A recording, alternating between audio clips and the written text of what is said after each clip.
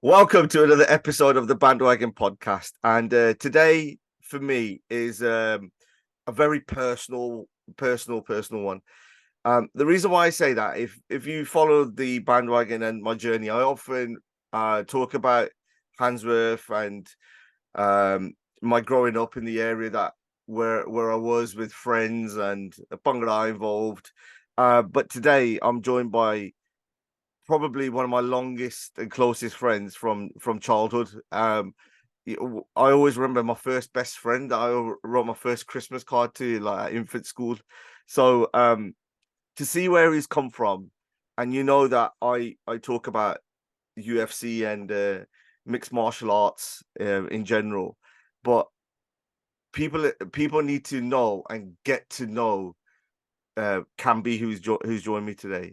He and his brother are spearheading a movement so big, coming out from Birmingham and on the biggest platforms, on the biggest stages, where he's getting talked about by the likes of Dana White. He's trained a two-time champion now, and he's been involved in many other different camps with other fighters. So I'm going to save all of that and bring him on to hear his words. Kamby, welcome to the Bandwagon podcast. Thanks, Ranch. It's really nice to be here, to be honest. Yeah. Long overdue. Yeah, so I have been trying for a while, but as what happens when you go into camps, you have to you go away for a significant amount of time, don't you, in order Yeah.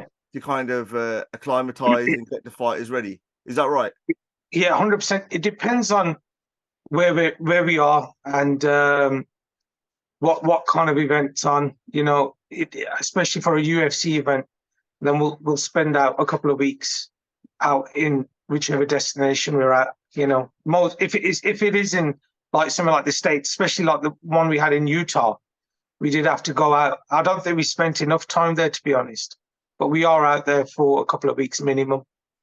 Is that then to acclimatize to what time the fight's going to be, to Yeah. also look at like the altitude?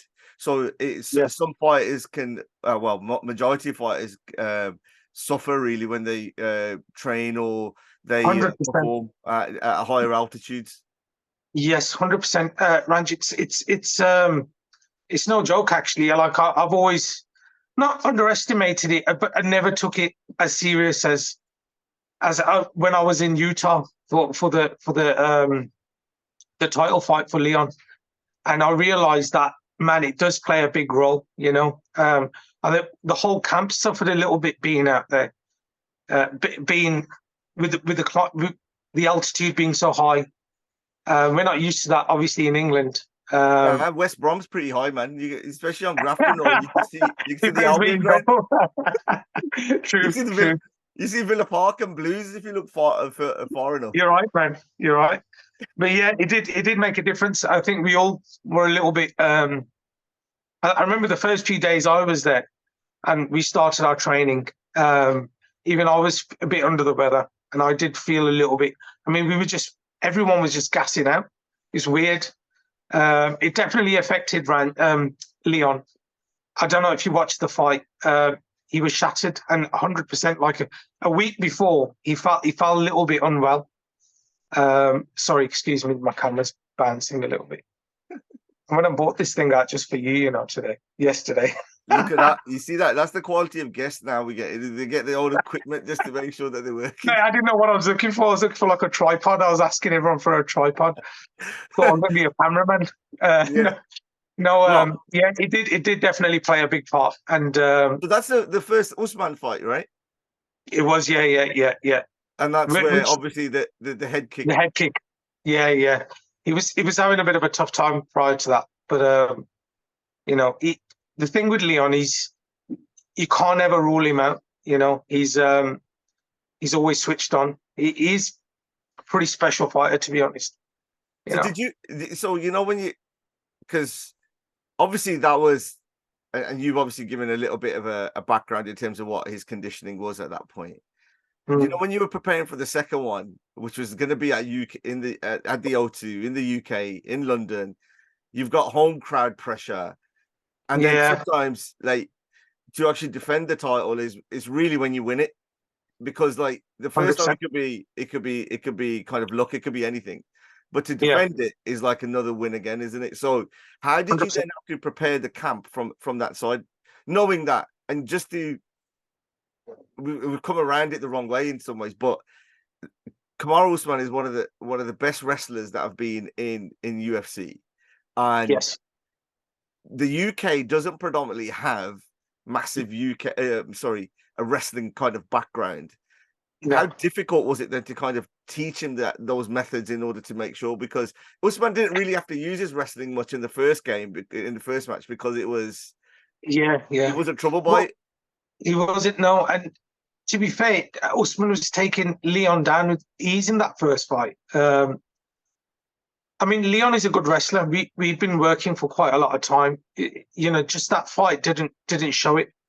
Leon's got great stand up. This is the thing, and he stops a lot of his fights. You know, or he outstrikes his opponent. You know, which is his thing. But his wrestling is good. We have been working for quite some time, but the strategy for the next fight on wasn't to be a good wrestler. It was to diffuse Usman's wrestling, because we knew that Leon will outstrike him. You know, so that was the strategy. It's not like we don't do like a massive hardcore wrestling where Leon's doing loads of things in wrestling.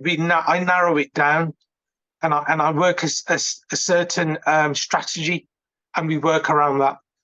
So basically, working on Usman's strong points, where he was getting success off his takedowns, which everyone knows now. A lot of it, when he was locking his hands, we would, you know, Leon would struggle, you know, or all of his opponents would struggle because he was strong in that position. So diffusing it from the offset was stopping him doing that, you know, not letting him lock his hands, which then would make it a lot more difficult for him to take Leon down. Yeah. You know, so the analysis of stuff when you're going to go and fight an opponent, you know, how detailed do you? Like, I always kind of compare it into football. You know, where you've got like Yeah, tactics, and you say you're this it is, yeah, formation, and then 100%. when the game starts, everyone's just running around. It's like, surely you ain't practiced that in whatever. Is that, you know, Mike Tyson said it. Everyone's got a plan until you get punched in the face. Is it a True. little bit? Is it a little bit like that, especially when you're coming tactical for that game? Because GSP used to have a different tactic per round. Yes, yes. Well, this is what we do. We work it is a strategy. I mean, Leon's got a good team behind him, you know, down to his strength and conditioning, which is somebody called Johnny Works. He works with a lot of elite athletes. His nutrition, I mean, everything plays a part. His weight cut plays a big part. And that's the fight dietitian, a good friend of mine, Geordie from Australia. And all these guys play a big role in the upcoming fight, where his weight cut's got to be going well. So it's like everyone chips in, but everyone plays their role, you see. So where it comes to my wrestling strategy, I mean, for this Colby fight, I watch Colby literally every day. Every morning I'd get up and have my breakfast. I'd go to our other branch, the gym, and I'd put his reel on, even though it was a repetitive thing, and I watched it day in, day out. But every now and then I'd find a new thing that he was doing. You know, everyone has telltale signs when they're going to attack, what they're looking like in the second round. So it's a continuous thing. And then I jot down notes and then create a strategy towards this particular opponent. Yeah, I mean the Colby fight, when I was watching, I was nervous for it. I'll be honest, because I just thought, because of his he's just known as sort of a cardio, and the way that he was, you know, the way that he kind of just steamrolled like Masvidal, and the way that he's done it, and plus, you know, some people talk about ring rust, some people don't. You just never know what you were going to get from there, and you knew that we knew that if Usman had won the fight against Leon, that would have been his third one, and that's his nemesis, and he just can't get his number, right? And I think he wanted Leon because he thought it was the easier fight, but like, Leon just absolutely diffused everything that he did. He did, and just lit him up. Yes. I mean, again, there's a lot of talk saying that Colby wasn't the same and Colby's been out. Don't get me wrong, that does play a part. Being out of the ring for a long period of time definitely plays a part. But don't forget, Colby is a high level competitor, not just in MMA. He was a great wrestler. What changed this game was that Leon kept him on the end. Kept him out of range. He wasn't able to hit shots. He missed a lot of his strikes. He missed a lot of his takedowns because Leon had great distance control. And this is a big part of this game plan that we did. So people like Henry Clemenson, his striking coach, worked that distance control. It works well for our wrestling as well. So he wasn't able to get in on them legs as easy as he would. And I think that changed a lot of that game, that fight. We're talking in terms of tactical. Well, obviously you're way more experienced than what I'm talking. I'm just talking as a punter, just watching it. Yeah. There was a sort of a shift change. We're talking about tactics here. We're talking about physical elements in terms of what somebody can do in a fight. Yeah. But in the press conference before it, there was obviously a massive curveball when Colby took the low blow of for his family, right? Especially talking about his father who's passed away. Yeah. And we saw the first time there of Leon's kind of a reaction that we've never seen him do before. Quite justified, in my opinion. Yeah. How then did you know that you've prepped, you've watched reels of Colby every morning, blah, blah, blah. Yeah. And then all of a sudden a curveball's come out nowhere and we're in uncharted territory here because you don't know what Leon's mind frame was. How difficult was it for you as a team, you as individually, to bring him back onto the game plan? I mean, I'll be honest here, when we got back from there, we got into the bus, Leon was upset. It's not often I've never seen him like that, to be honest. We've never been in a situation like that. He was upset and it did concern me a little bit where, I mean, like any normal person would want to take the other guy's head off. And I think it was a strategic plan from Colby to do this, to rile him up, I think personally. And he's a bit of a knob, it's uncalled for. I want to say other stuff. But do you know what it is, Ranj? Like, this guy wanted Leon to come forward and wants him to pressure him so he could take Leon down. But Leon's a cool guy, man. He's not a stupid guy. He's experienced. He's been in the game a long time. He didn't let it get to him. So credit to him, really. But I mean, we all had a bit of a chat with him, but didn't go into too much depth. I think Leon knows himself. He's there to do a job, and it's there. It's been a long time coming. It's been a lot of prep towards this fight. Not only just winning the title and then retaining the title. It's been a lot going on just to let that all go out your hands. Do you know what I mean? Yeah, I saw when I saw the stare down after the day after. Was it the day after? I can't remember, but I remember you could see Leon's eyes were dead. Like mate. They were cold, and I just thought, oh shit, something's gonna happen. But then, from me having that feeling where it's like kind of emotional, or something's gonna happen, and then when it came to the fight, I in my opinion, it was kind of a Mayweather like masterclass where he hardly got hit himself. Yeah, he tore up his leg, and then I think once he kind of blocked the ammunition, because if you go for the leg, then he ain't got the stand up in order to go for the wrestling as well, even if he tried it. 100%. And then even if he got it in there, he wasn't really threatened much. No. How were you more proud of that performance or the second Usman fight? I think the second Usman fight, if I'm honest. that was, I think everyone was saying, oh, he got a lucky kick and whatnot. I believe there is no luck in this game. You're out to knock each other out. You're out to win. But sealing the deal after that fight was just, it was the best thing that could have happened, I think. That fight was brilliant. The strategy it worked. And I mean, Usman did his best to take him down, which he did. But still, for Leon to get back up each time and continue. Brilliant, man. I can't ask for more. That fight was an intense fight. Plus, I got to see you as well. I was on the. We did, mate. Random, but I'm coming out and I see you. Pop your head out is good, man. Yeah, I got tickets. You got good seats as well, right? Bro, I got some tickets for my 40th, so which was literally I think a month earlier, and so you know when you get tickets and then you go past the first guy and then they go, yeah, carry on going. This geezer kept saying, yeah, go down, keep going down. No way. Until we were literally right at the end. So I looked one way, turned around, Dana White standing right next to me, like here. And then I saw Tom Holland, Spider-Man. I saw I saw Ronnie O'Sullivan. Saw everyone. Saw the Ring Girls. Saw okay. Yeah, and then obviously they saw like Leon, and like you're touching everyone, like coming out, like it's like that. And then I just thought, oh, can because we were trying to raise a car for you as well, and then then obviously when he came out, I saw you there, you were locked and loaded, and then I just knew how serious you were. Then on the way out, I go, I gotta say hello to him, and then you remembered where I was, so which was great. I did. I think walking in, I try not to.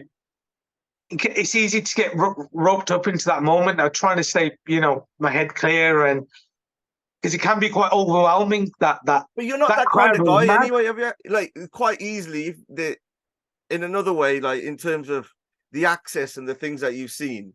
I think you've put up a few pictures where Khabib's met you. Yeah. Like Cormier, Daniel Cormier turns around and you ask him for his opinion on his wrestling for Leon. He's impressed. How does that make you feel when you got somebody like Cormier turning around and saying something like that? Yeah. Oh man, it's great to be honest, Raj. I mean, we're UFC fans. I've always liked Cormier. It kind of gives me that reassurance to that I'm doing the right thing. Sometimes you're working and you get on with it, and I don't know. It's hard to kind of put it in place, really. But when you get somebody like him saying, well done, coach. That was a great performance. Your strategy, whatever the wrestling you did worked really well. It's nice. It's a good feeling. Yeah, it's nice.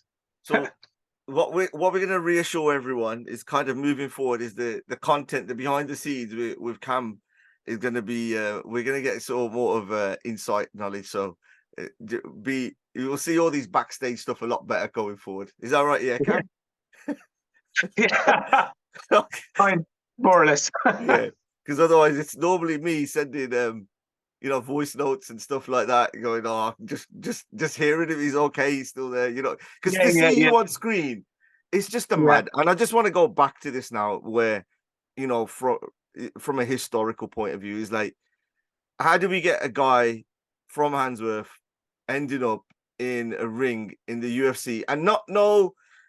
Jalmere by like on the outside kind of person. You're a core member of the team, like it's there and you're repping and for you to get the deserved flowers and your brother, your family, for what you guys have done and how you've helped people. I think we to stand there to give somebody the recognition is massive. So Cam, from school, I'm going to give a little story and then we'll go from there. Oh shit! Are you bringing school stuff up now? Yeah. No, so Cam was. Don't make me nervous. No. I'm joking. No, Cam's always been kind of fairly big.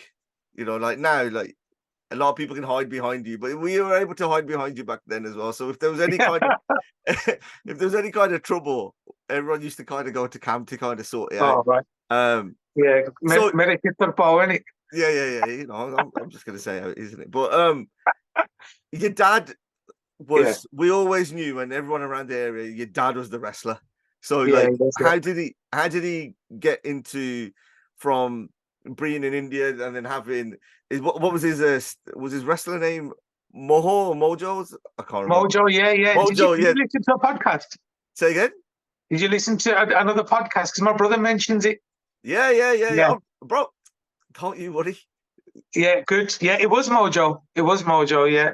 It's funny you say that because my dad started off like in wrestling in India, in Punjab, obviously. And a bit more desi there, in wrestling in the dirt. It wasn't the way we wrestle now on an Olympic match, it was a bit more hardcore. coming over to England, he continued wrestling, but obviously we wrestle on mats here. So he went on to doing ring wrestling, like pro wrestling. I was very young then, but yeah, it's unreal. Like he did a lot of shows. He travelled. Yeah, so he's been wrestling from a very young age himself. Yeah. And then how did you kind of get yourself involved in there? Because obviously he knows there's the performance aspect, but then there's the business side of things as well. It's not huge amounts of money within there, and then there's No, there politics was no within much. it. Because I always remember the story when around how close you got to the Great British Olympic team. Yeah. Well, we did the trials for it. 2004, I did the Commonwealth trials. I got into the final, but I got a pretty bad eye poke at that time in the final, where I nearly lost my eye. So I was given a silver. Literally 10 seconds into the final match, I got eye poked where the opponent, literally most of his thumb went into my eye, into my left eye. It wasn't good, man. To be honest, I didn't realize how bad it was, because it felt like a punch. It's like a big blackout. Stupid, well, not stupid, natural reaction. What you would normally do is you put your hands up and you cover your eye. When I went to do that, the guy speared me. Where the match before, I'd broken my ribs leading up to it. And I remember the paramedic saying, the doctor was saying, I don't think you should compete into the next match because you've got a broken rib. And I'm like, I've won this, I'm in the final. I've won this tournament, and on top of that, I injured that a lot worse as well. But thank God I was able to save my eye. Well, the doctors were able to save my eye. It was stuck into the back. It kind of like been pushed back. Your eye? My eye, yeah. So what happened was, when I got hit, I thought I had a hair in my eye. When you feel like your hair's folded into your eye. Yeah. So when I've hit the floor, I'm trying to open my eye with my hands, and I can't see nothing. So the ref stopped, and I've sat down onto the mat. I'm sitting up, and my corner come in, and my corner was my good friend Jet Singh. Bless him, he's passed away now. But yeah, he came running up towards me, and just his face, I never forget it. He looked at me, and I said, I'm good, Jet. I'm all right to carry on. And he looked at me, he goes, you're not, And I said, trust me, I'm fine. He goes, nah, dude, your eye's fucked. He goes to me like, he didn't break it to me nicely. I just remember walking off and walking around and hearing everyone's reaction, like everyone's like screaming and because my eye was bleeding. You could there's still a scar on the side of it. I've lost a bit of vision in it, but I'm still good. Yeah, I still train, and I'm still able to, read. I'm okay. So what happened to the other guy? Did he get disqualified for that? Nah, he didn't. As far as I know, he ended up with the gold. So I know. Yeah, I know. It's bullshit, but it is what it is. It's just part of competing. But at the same time, your brother Kaish, he's kicking the shit out of people all the time as well at this point. Yeah, he did pretty well with his Thai boxing, competing internationally as well and being national champion, and then fighting out in Thailand and places. He did pretty well. Yeah. Because I remember around Handsworth seeing posters of him of when his fights were coming up. Yeah, crazy. Yeah, because he used to be on Channel 5 and stuff. Yeah, we used to wait up at night and watch him on Channel 5. So it was a big thing because back then you wouldn't really see things like that, especially on TV. So he's able to do quite well in his field. So when did you, just to give the atmosphere around us, especially where we grew up, there's a lot of people who've fallen around the wrong side in terms of the law and gone into drugs and gangs and whatnot. And sometimes when you kind of, when we have had this discussion, I remember this guy or that guy, it never normally ends in a good way where you kind of find out. And some people have gone and they've never come back. How do you reflect back on that? Do you know what I can say is like huge thanks to my dad. He's a great role model. Still is, and without him, I just I think we would have all I think me and my brothers, we would all ended up in that sort of. The guy kept us in check. It's pretty strict, but did the job. I was more afraid of him than I was of anything else. So I'd get home for training. I'd make sure we were there and make sure I was eating right while he was there. So it was. I mean, it was tempting because when all your mates are going out and catching up, and the next day they're all talking about, oh, we were there last night and this, you do feel like shit, man. I wish I'd have gone. Or there was a point where I used to think, shit, my dad's pretty hard on me, like, you know what I mean? But now being a parent myself, I totally get it. It's that kind of sacrifice, because I think sometimes, Sorry. There's some parents who they try and be best friends with their kids rather than sometimes the parent. It's me now, that is. Yeah, I'm like that, trying to get attention from my kids. Like, oh yeah, you're right. Do you remember me? Yeah. I get it. It's difficult for me. My son competes as well. Oh, he's a future champion already. I've seen that clip where he took Leon down. Yeah. He loves it. He's in that environment. Where he's around high level competitors and people who are on this path. So I don't really.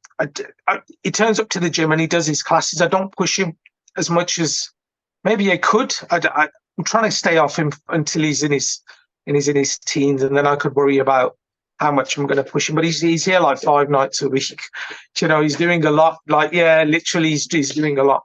And he's, thankfully, he's academically quite good as well. So like obviously the environment back then, we've said like, a lot of our mates have kind of, some of them are sadly passed, and some of them are like, just in a mad way. But the environment when we were growing up, families were trying to push people to kind of get out of there and become solicitors, become, doctors and all this one, because that was seen as the route out. But you and your brother took a different route, where to set up like a gym.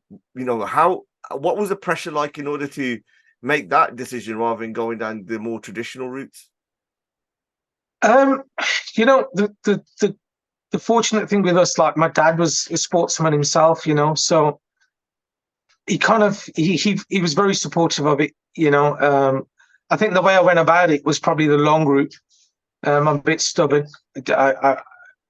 I mean, my brother was working in a school at the time. So I went and I set up this place just to train myself, and while I was, still competing, and it was kind of fell into place really, where people turned up and wanted to learn themselves. Bit of a tough one, Ranch, because I kind of built this place myself with help of people like my brother, and it was like a hut. I don't know if you ever seen it. It was off St. Michael's Hill in Hockley. Yeah. So it was a shithole, really. No, because I remember. I'm grateful for it. I remember when I first heard about it, when you were putting down the mats. Oh, mate, yeah, I made them mats myself. Yeah, handmade them myself. Crazy, because I didn't have the money to buy them. They're expensive. My father offered. He did say to me, look, he walked into this place because he knew I was up to something. When he came down, he looked at it. He was like, what are you doing? He's like, let's go and get another place. Come on, let me help you. And I was like, nah, you're all right. I'm a bit stubborn. I said, no, I'll do it myself. I wouldn't have guessed. Yeah. And we just kind of plowed on ourselves. We had good times in that place. Yeah, best times, man. Fun.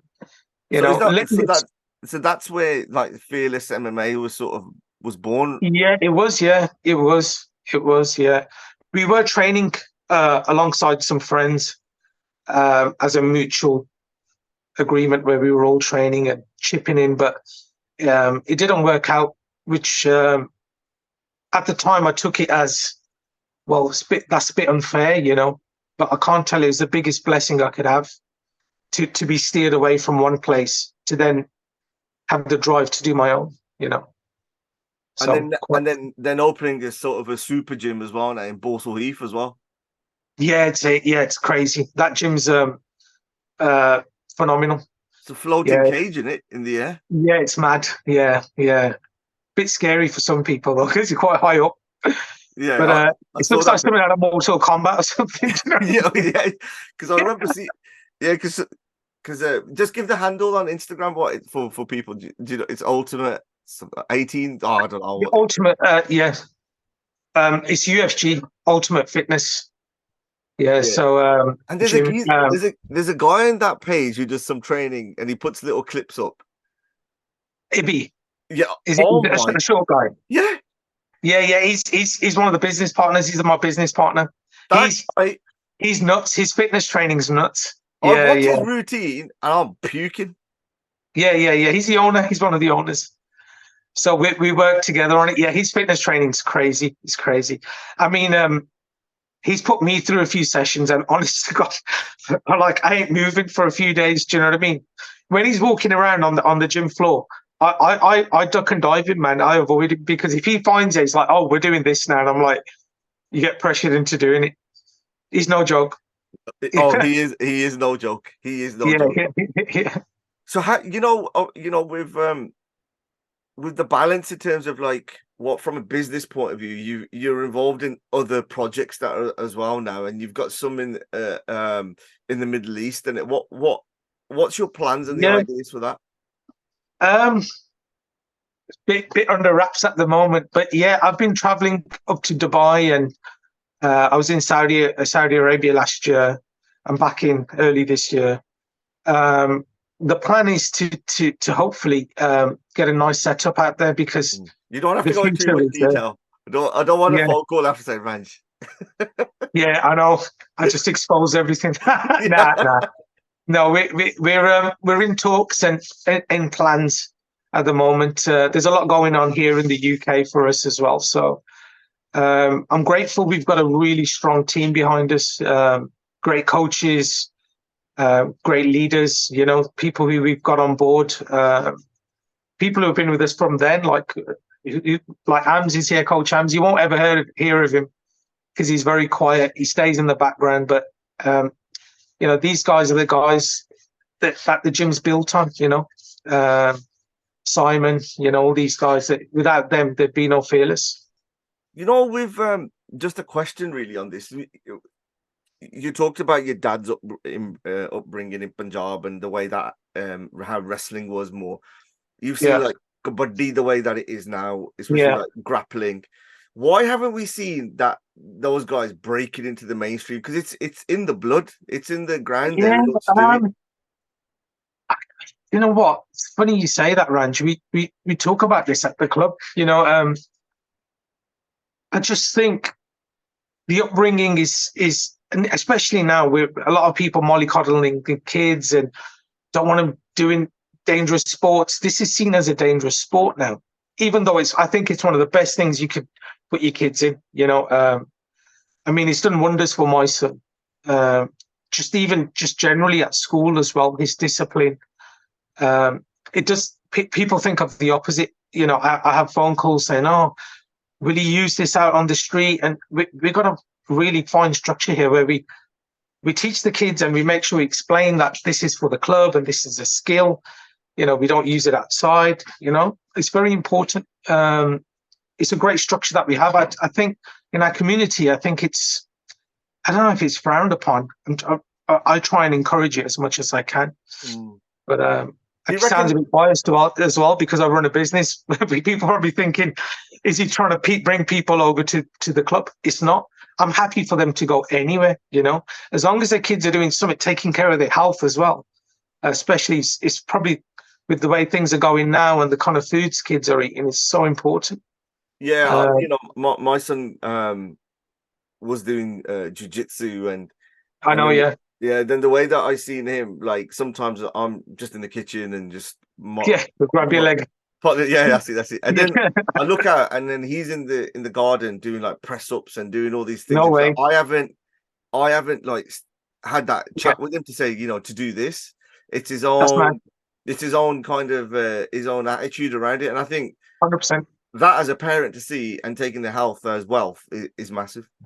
100%. I mean, there's great clubs. There's G&G Wrestling, which is a close friend of mine. It's great wrestlers. They were all on the national team. Far better wrestlers than myself. Their credentials are just unreal. And they're running a club in Wolverhampton. There's many places you can go to now. So Jeet Kuna, he was actually a Kabaddi legend, Kabaddi player. A lot of people will probably know who watch Kabaddi. They'll be familiar with him.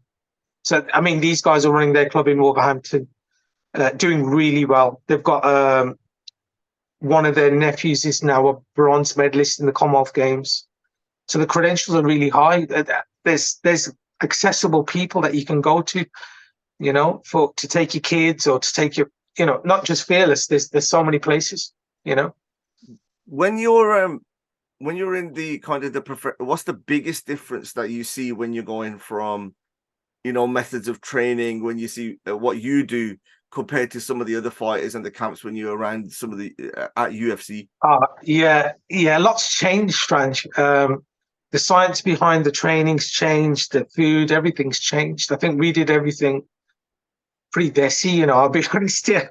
Not saying it doesn't work, it works, but our method was train hard as much as you can until you're sick. Great, that's great, but your body needs rest, your body needs recovery. You're less likely to get injured when you're recovered. The amount of injuries we've occurred just because we've overtrained or overworked ourselves is mad. What's some of the injuries that you've had, Cam? I know you've had some mad ones. Just standard kind of wrestling injuries like broken fingers and lost my teeth. I've had false teeth. I've had a few head injuries, which have been not very nice. My shoulders my neck's not very good anymore. So I'm trying to get treatment for that. I don't know what, waiting for like an MRI or something for my neck. Knees, but generally I'm okay. Touch wood, I've been good. Generally I'm okay. You just go through every part of your body. Not really, but I'm still able to play with the kids. I could, we're still able to. Well, I'm not very good at football, but I have a go. Well, I know that. You know that. Shit. Yeah, so nothing like very bad. Probably my neck's the worst injury that I've got. So Cam, when we're talking about when you've got a fight, kind of cutting weight and making that weight, what people go through. Can you just give us a little bit of an insight what that process looks like? This is where, competing's fun. Everyone enjoys that. A lot of people are not able to continue sports like this. It's because of the weight cut. It's no joke. I've done pretty big weight cuts without having the same knowledge we do now, which have been like devastating for me when I've competed. It's not been good. I think the last worlds I did was I lost over 10, 12 kilo to cut weight to down to 63 kilo, which was a lot lighter then. I was walking around about 76, 75, 76. So it was a big cut, which got me very sick. How short of what's the time frame when you want to do this? What I would have done is took off back then, probably would have took off about 5-6 kilo leading up. And then we normally take off about 4 on the last week or so of the fight. So you're looking to lose about half a stone in the last week then, roughly? Yeah, probably just slightly over. Some of the guys do a lot more. It's quite crazy what they do. But just because I was depleted anyway, not good. What's the methods and what people would do? There's a lot of different methods to people have their own way of cutting weight. We've got a great guy on Leon's team who manages a weight cut. There's the last week of like a water load where you're drinking a certain amount of water and then you start to cut it off, and then you'll go into like a salt bath, a warm salt bath for whatever period of time, and then you come out and then you go back in, depending on how much you got to cut. We used to do saunas. I used to do sauna. Like, I won't even go in a sauna just as a chill now, man. PTSD, man. I walk in there and I just don't want to be there. What is that? Because what would you have to do in the sauna? You cut weight, don't you? You'd have to be in there. What I mean is, like, some people obviously would have to sit. They sit in there, but some people would go on like a bike in the sauna. Mate, I think when I wrestled in Poland, I had to cut some weight, and thankfully there was a Russian coach who helped me that time, because I was ready to leave. I wanted to go home, but I had like a Sal suit on, back in the day, like a sauna suit in the sauna. It's dangerous. It's a testing time, like probably the most testing time any competitor will go through. It's horrible. It's horrible. I mean, Jake Hadley from here, who fights in the UFC, cuts a lot of weight. It's people don't see that, what the fighters have to go through. So that's why, as fighters, as they get older, they normally go a weight division higher than they do. Yeah, because your body doesn't, get set in its way, and it's hard to cut weight. And so Paddy Pimblett, when he was doing like freestone, like fluctuating, Paddy Pimblett, I seen him on the last UFC. He was in our room, mate. He's in crazy shape. To see what he looks like beforehand and what he does is unreal. He's got a good team behind him. I think that the science behind it, there's particular coaches that you can reach out to now.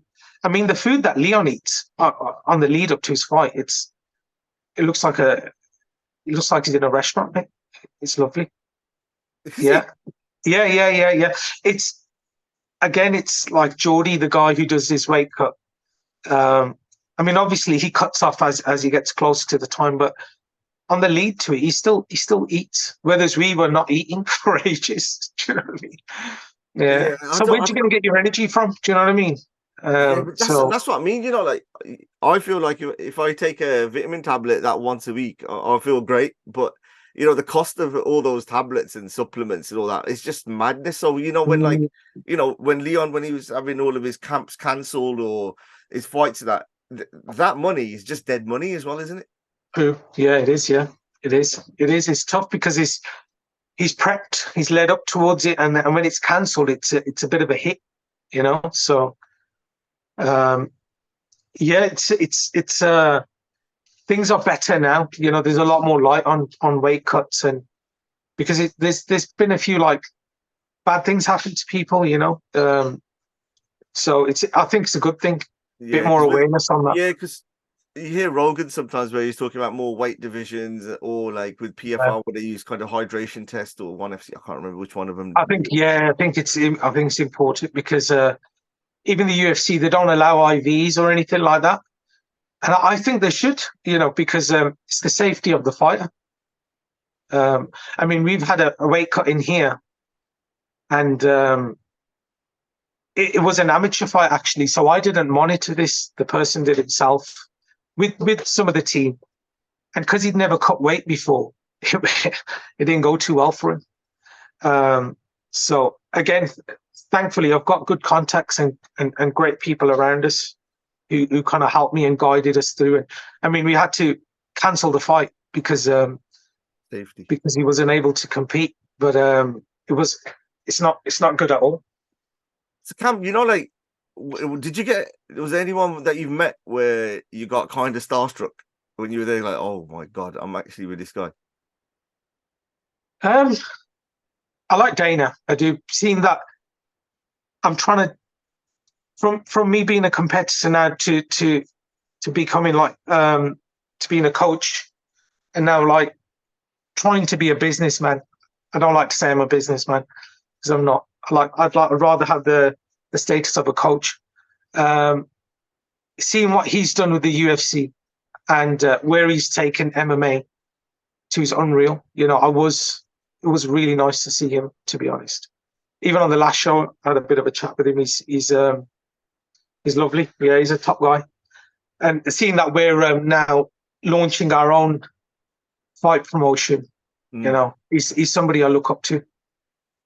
You'll obviously appreciate the difficulties that come around it, the costs involved. I mean, this is what we're doing now here. I mean, with the gym's closed, but we're getting some work done. But we're upstairs, getting some fights matched up for XFC, which is that's the one that we've launched. I'm so glad you listened to some of my training techniques when you were younger. And it's funny you mentioned that. I was telling my son about you yesterday. We were in the car, and I was saying, my mate Ranjit, man. I said we were best mates when we were kids, and I remember you always been really fast at sprinting, Ranjit. Do you remember us having races up and down the playground? Bro, honestly, you know, with the dead now, people don't believe, but I was rapid. You were fast, yeah, you were rapid. And my son was saying, "Did he beat you?" And I said, "Yeah, he did." He goes, "Nah, Daddy, he can't handle like someone beating me at something." I was like, "Listen, he used to beat me at running, man. Like, because my son's quite good at sprinting. He's like number one in his, yeah. My daughter's like that. Actually. My daughter, like my brother, obviously Rav, he's just an athlete anyway. But the way that he could run, he was rapid. But like Sean, my daughter, he played football, didn't he? Yeah. We still play football. We still play a couple of times a week. That's what still in Handsworth. But like Sean, like I went to like a sports day and she was running the 100 meters. She's running the 100 meters and she's just looking around, not even paying attention on there, and absolutely destroyed him. And I thought, you know, like if you actually, no way, yeah, she's more of an athlete, like swimming. She's really good, but she just doesn't have the. Is she the second one? First. Is she a first? Wow. Yeah, and she's like got no like that competitive spirit in that way. Where Josh, if I'm just messing around and I beat him, he gets upset. He's angry and like he's got the mentality to do something on there. But again, I think I need to do that with him. Really try to like mold him into. He's good at his football, loves his football. But you know, when you were talking about the playground, we used to have one tennis ball.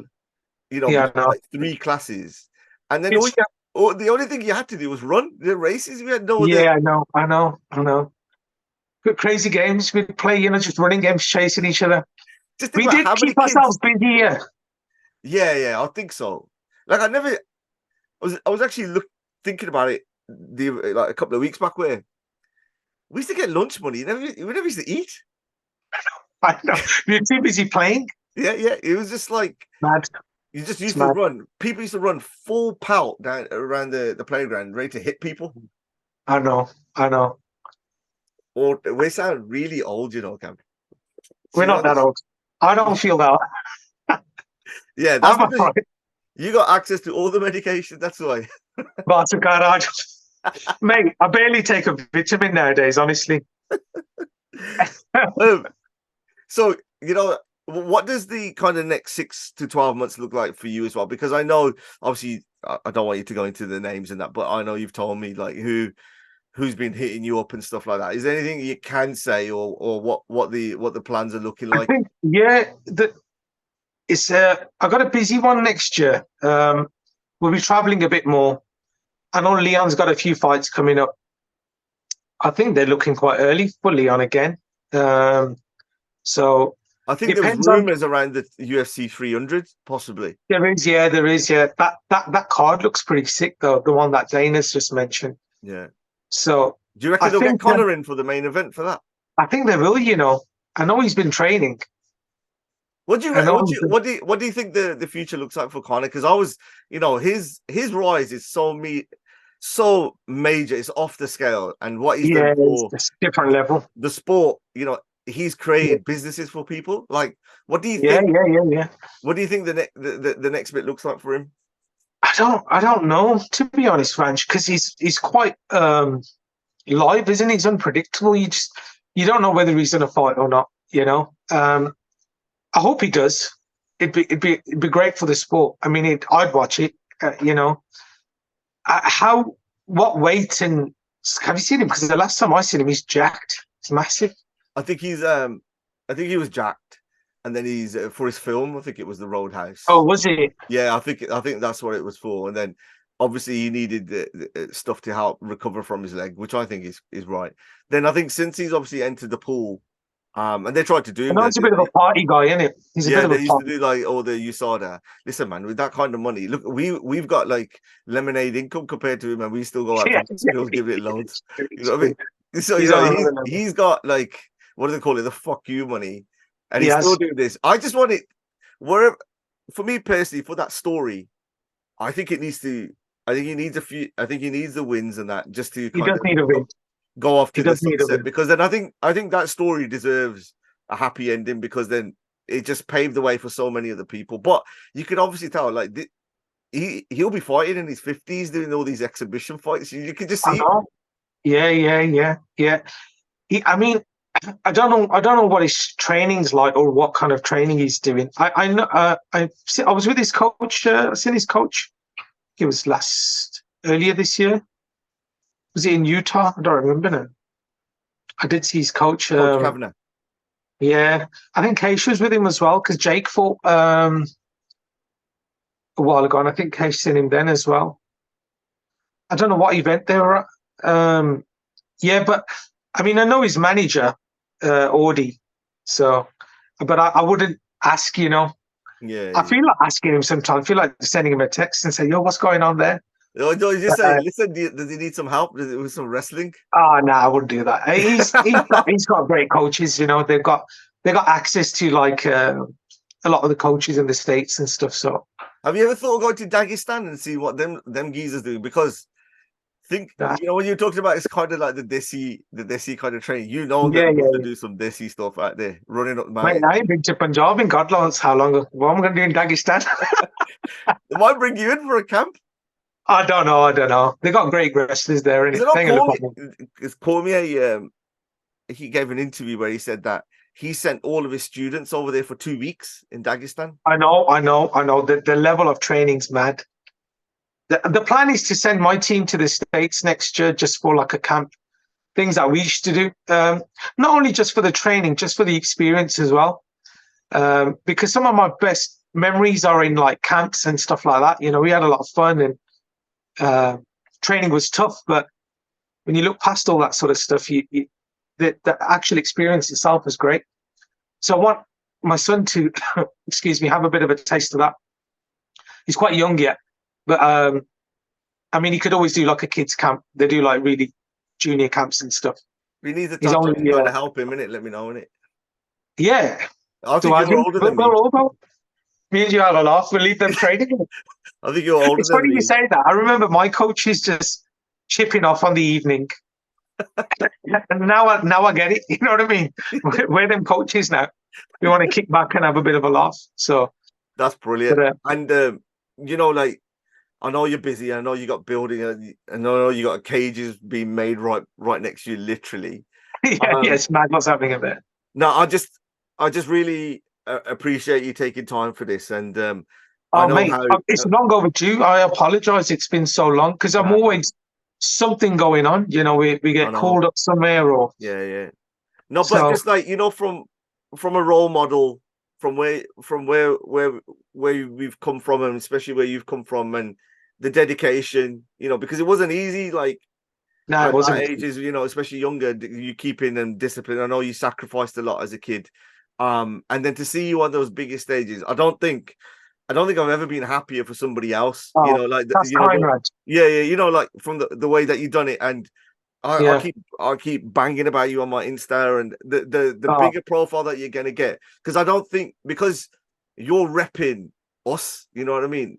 of course, You're man. repping us from that side, and I don't think you haven't used it and played it for your advantage. You've got there through maintained it through merit Yeah, and how you've yeah. earned that recognition, and from what your future looks like, is gonna be massive, and then you'll get everyone coming and following you as well. So, and including all your Thank you. fighters within it. So just make sure, like, just keep us up to date, whatever. And then I'm gonna get 100%. inside stuff on here. I'm gonna set it up with you now. Yeah, let's do it. Well, I got a ticket for you. Our show's on the 10th of Feb, and we've got some. They've not been announced yet, but we've got a big world title fight on there, so it's going to be a pretty big fight. The first fight show is actually a Thai boxing show. What we're doing a selection of shows where we're going to do MMA, A bit like one championships where they do it at various Different disciplines, different different martial arts. disciplines. Yeah. Yeah. So Brilliant. Yeah, we've I'm got in, a man. yeah. I got a ticket here, so just pop down and it's gonna be on the 10th. So looking forward to it, to be honest. Now That's it, man. something to look forward to after after the new year. Get the Dana White privilege in it with you now. Of course, mate. Well, not there yet. Cam, it's been a pleasure. I really appreciate Thank it. you, Have a Ranj. good Christmas, a good break wherever, and then we'll catch up on the other side. Defos, bro. Thank you, Ranj. All right, take care. Bless. Take care.